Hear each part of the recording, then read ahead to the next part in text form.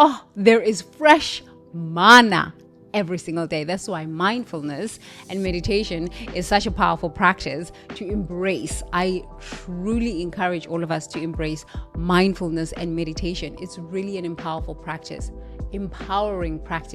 to embrace as humans, because every day when you commit to mindfulness, when you commit to meditation, fresh manna, fresh anointing flowing through me.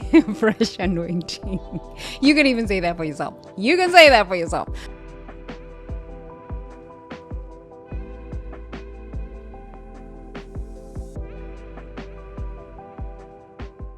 Savon, you creative visionary, and welcome to Financially Empowered. I've just been asking myself, why do I say and welcome? And welcome. And welcome. Okay. And welcome. So today I have a really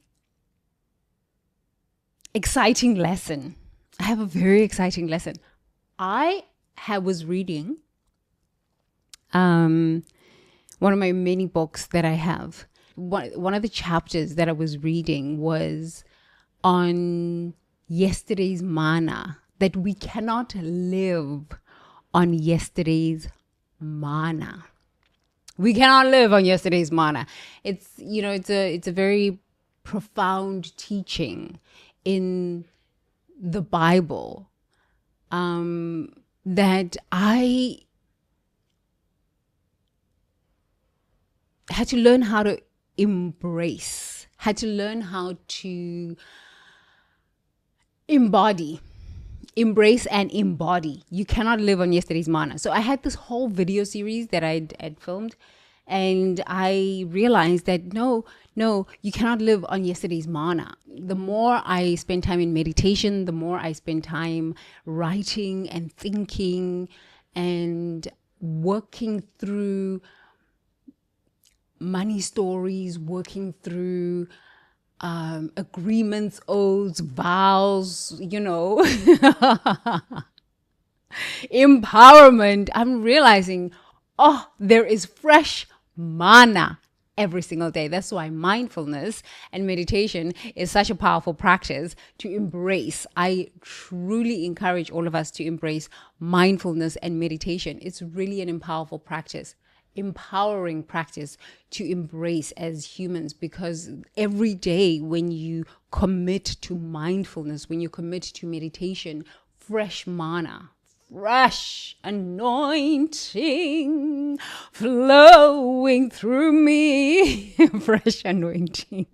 You can even say that for yourself. You can say that for yourself. Okay, so today I want to talk about witchcraft, because yesterday's video I ended off saying that witchcraft cannot touch you. Witchcraft cannot affect you. And maybe this comes off as a little obnoxious. Witchcraft cannot touch you. Witchcraft cannot affect you. No, this is true. Witchcraft cannot touch you. It cannot affect you when you embody sovereignty, when you embody resilience, when you embody the attitude and the mindset of growth. Pain is inevitable.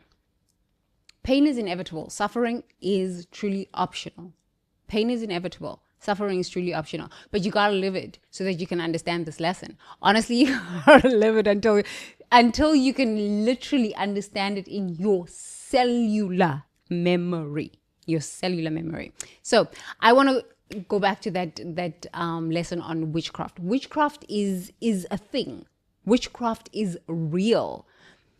It is not only people from the collective culture that experience witchcraft, because when I've been around the Asians love their shamans. The Asians love their shamans and their spells and their things, their crystal balls. They love this. Africans also, they love their witchcraft. They love their witchcraft. They love their witchcraft. Hispanic people love their witchcraft. White people love their witchcraft too, and their spells and the things. So when you come to this understanding, you realize that this whole world, this whole life experience, we're all under an illusion. So some of us call it the matrix. Some of us call it witchcraft. I'm just gonna call it witchcraft. I'm just gonna call it witchcraft. It's witchcraft. Okay, we're all under a spell and we're all under an illusion. In yesterday's video, if you haven't watched it, you can watch it right here. Yesterday's video, I kept talking about this. You know, we've made so many agreements, so many vows, so many oaths, so many of these in many of our lifetimes and in our ancestral lineages. We have made a lot of agreements, a lot of vows. We have taken a lot of oaths of silence, oaths of I'm going to suffer with you, oaths of I'm going to take on your suffering and your hardship and your, no. That time is over. That time is over. We are in a stage of consciousness now that we are embodying sovereignty, because sovereignty allows me to look at you and say, wow, you've created something truly amazing. I'm not going to copy you, but I'm just going to be so inspired by what you have created. And I am going to figure out what's in me that needs to be birthed as me from my higher self. Not copy you, but like what is in me that needs to be birthed, that needs to be shared, that needs to be savored, that needs to be experienced as me first, and then share it with you so that you can embody that same level of empowerment, that same level of sovereignty, that same level of greatness for yourself in your own unique way. So getting back to this idea of witchcraft and the matrix and these illusions and these stories, there is a program. I've been talking about this for years. There is a program here on planet Earth that is meant to keep us distracted, drugged up, depressed, and disillusioned and in despair, but we'll just say depressed, debt-ridden, and disempowered. I think this is the spiritual warfare. These are the tricks of the matrix. These are the tricks of the matrix. And awakening is seeing these tricks of the matrix and saying to yourself, this witchcraft is not going to work on me. These illusions, these spells are not going to work on me. So let's repeat. Distracted, always on the phone, right? Distracted in celebrity gossip, distracted in who's doing what is somebody saying what about something, distracted all the time. And then the next one is drugged up. We are all drugged up to some degree.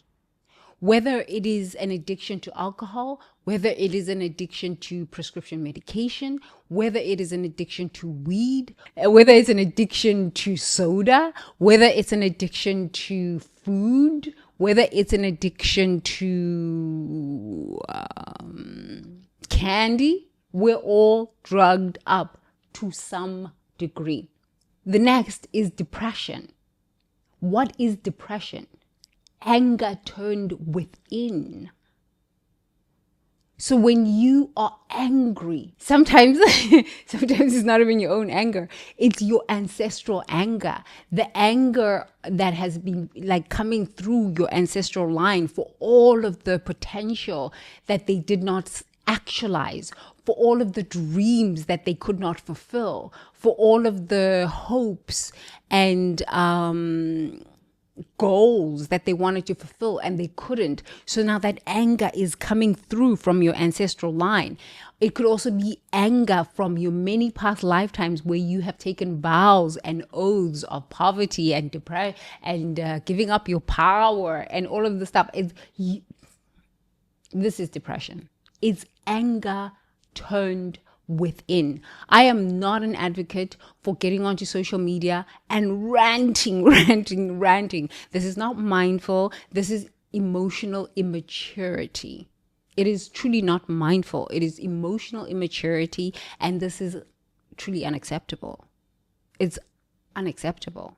This is why mindfulness is such a powerful practice, because you can feel your emotions, understand the thoughts. Oh, I'm going into a state of extreme rage right now. Oh, let me understand what this rage is trying to communicate. The thought that creates the emotion, and then the behavior of ranting online or whatever you do, right? Then the next stage is debt-ridden. We live in a prison planet. If you're not indebted to your parents be like, I gave you life, you owe me. Or you're indebted to your spouse who wants to just drain your energy. Or you're indebted to your girlfriends or your guy friends. But why do you want to sit at home and read a book instead of going out partying with us, instead of going out drinking with us? This is emotional guilt tripping and manipulation. Indebted to your educational programs, like you've taken a degree, now you have $100,000, $300,000 worth of debt. This is a prison planet. It is designed that way. That's why I'm like, please do not harbor self-hatred and self-shaming and money anxiety. It's written. The rules are written for this. The rules are written for this until you wake up and you realize, oh, this matrix is designed for me to be angry. It's designed for me to be distracted. It's designed for me to be depressed. You are just fighting something you don't even understand. It's like, I don't know anybody who is not in debt. So you might not be in financial debt, but you're in debt in some kind of way. Maybe you're indebted to your parents. You know, maybe you come from a rich family and they paid for everything for you, but now you feel indebted to those parents and you cannot self-actualize and be authentic and do what you want. That's debt. Oh, that's debt. On some level, that's debt. Maybe you had to pay your own way through school and you had to get out a loan. Now but you're still in debt. Maybe it's a car, maybe it's a home, maybe it's a credit card. Maybe it's you feel indebted to your siblings. Maybe you feel indebted to your spiritual organization. That's still debt. It is designed this way. It is designed to keep you controlled, to keep you in a box, and to keep you not reaching your full potential. It is designed like this. It is designed like this. We can blame the outside, but blame consciousness never works because it keeps you playing small. It keeps you angry. Then the anger turns within and it becomes depression.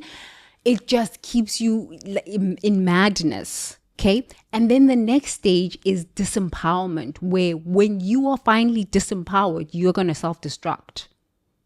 That's why I've said there is no money in beauty, in fashion, in education, in medicine, in all of these things. There's no money in this, because if you have self-destructed and you are dead, disempowered, self-destruct, and then end up dead, who's going to buy any of these things? So that's why instead of self-destruction, instead of disempowerment, dream boldly. Please share what you have learned in the comments below. Yeah, I think I have to be kind of mindful of that. And if there's anything you'd like to share that you learned from this video, share. You are powerful. Remember that. You are power walking. And so it is. power walking. Bye.